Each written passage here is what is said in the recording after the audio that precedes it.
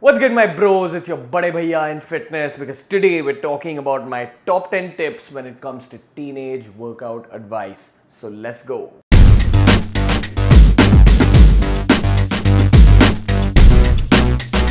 Tip number one, we're talking about the beer biceps mentality. As always, the mentality of winners is that they don't look at fitness as a short-term solution. You're not supposed to do it for those bulgy shoulders, those abs, that chest line, those traps. You're supposed to do it for yourself. Eventually, when you grow older, you want to go into your old age as a strong individual. You want to be healthy from the inside. When you're healthy from the inside, that's when your brain works the best. And when your brain works the best, you perform incredibly well in the rest of your life. Use fitness as kind of a base for the rest of your life to grow. That's how I look at it. And that will only happen when you look at fitness as a long-term lifestyle. You be serious about all these factors, your diet, being regular at the gym, just making healthier life choices, and you'll see the rest of your life getting sorted out. Remember, initially your gains in the gym, your gains from a fitness lifestyle as a teenager are going to be incredible. You're going to get bigger muscles very easily. You're going to get cuts very easily. But eventually your progress slows down. The more you progress, the more difficult it becomes to progress. And that's where the boys are separated from the men. A lot of people end up quitting the fitness lifestyle maybe 6 months into the process, a year into the process. Sometimes during exams, they'll quit it and never come back. Try being in that club of men instead of being in that club of boys. Try being that guy who goes to the gym once a week during his exams, through his exams follows a healthy lifestyle, is serious about his protein intake. Always look at fitness that way. When you're entering that world of fitness, it's a long-term change, not a short-term change. Okay, done with the motivational tangent. Let's talk about more easy to follow tips. Second point, you gotta be serious about rest days, rest in general, and not overworking your body. If you're gonna take up a fitness lifestyle, injuries are going to be a part of your life. We've covered that topic in one of our past videos, go check it out. But super quickly, 3 ground rules.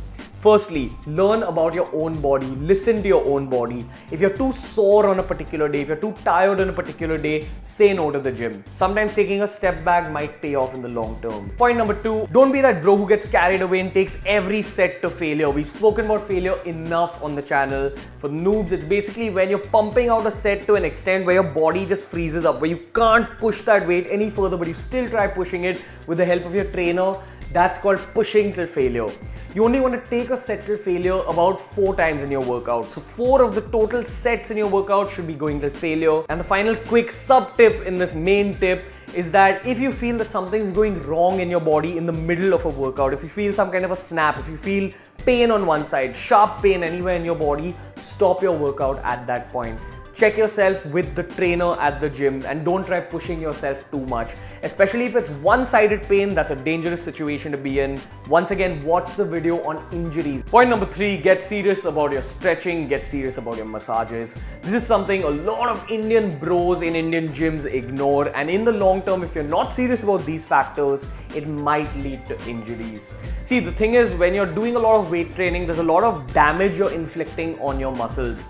And as important as that damage is for your muscles to grow, it's as important to put your body in a position in order to recover optimally.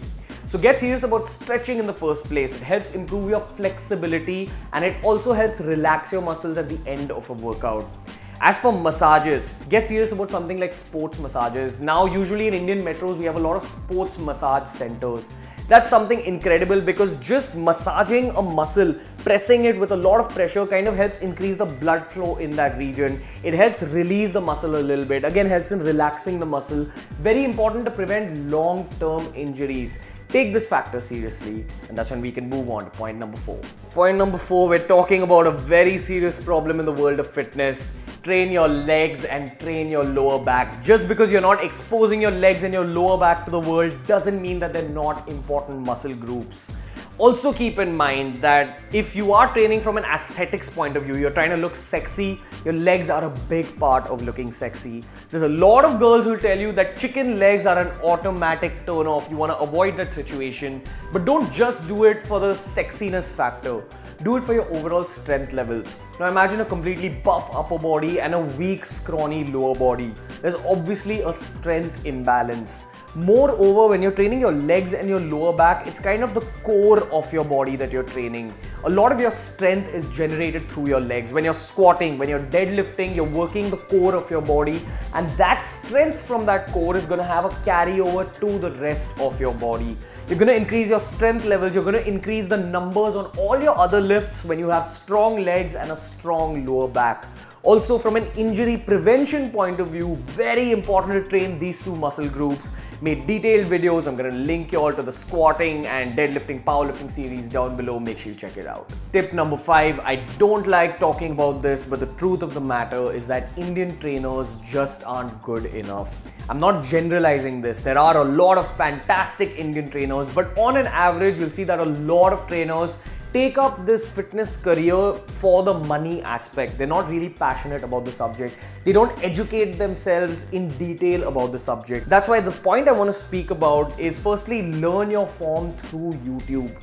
I know even if you believe that your trainer has the most perfect form and the most perfect education, just cross-check on multiple YouTube channels. We have our own workout coaching playlist. You can also check out a channel that I highly recommend, iifym. He's one of my inspirations on YouTube, someone I've learned a lot from, fantastic for workout coaching. Tip number 6, another massive issue in the Indian fitness scene and amongst Indian trainers is the use of steroids and promoting steroids amongst teenagers.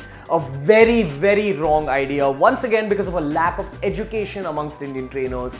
And secondly, the use of steroids in general. The kind of change that steroids bring in your body is temporary. The moment you stop using steroids, your body is going to fade away a little bit. You're going to shrink in size. You might even lose your motivation. That's another huge factor that I've seen with a lot of younger bros who've used steroids. I've been lifting for a while now and I've seen that a lot of teenagers who ended up using steroids in their teenage lose their motivation in the gym once they stop using steroids. Unless you're a professional bodybuilder or a fitness model, you can't really use steroids throughout the year, in the long term, throughout your life, unless you want to wreck your. Moreover, once again, go back to point number 1. Chase that long-term fitness lifestyle. You're doing all this lifting, you're taking up this healthy lifestyle for mental benefits. Now think about it, 10 years from now, are you going to be making your money through bodybuilding or would you rather be making your money through a business or through a fantastic job? You want to be mentally right up there. Steroids kind of prevent you from growing mentally in the gym. That's what I feel. Long-term mental strength is gained by staying dedicated to a process. And steroids, because it's a shortcut, it cuts away from your dedication slightly. That's what you got to keep in mind. I'm not a huge fan of using steroids. I've made a detailed video on the basics about steroid use. Go check it out. Not something I recommend, especially for teenagers. Next tip, if you've chosen to stay natural, you gotta get serious about fitness science, especially in the weight training world. We have a whole playlist based on fitness science. Highly recommend you go check it out. It's extremely detailed, but if you want to take away one core concept from the world of fitness science, take away the concept of progressive overload. This basically means that over time, your body is only going to grow in terms of size and strength if you put it through something much harder than it's used to being put through. So if today you're starting with a 5 kg dumbbell and you're performing about 10 reps in a particular set, that's going to be alright today. But eventually, a month from now, your muscles aren't going to respond if you just continuously use that 5 kg dumbbell.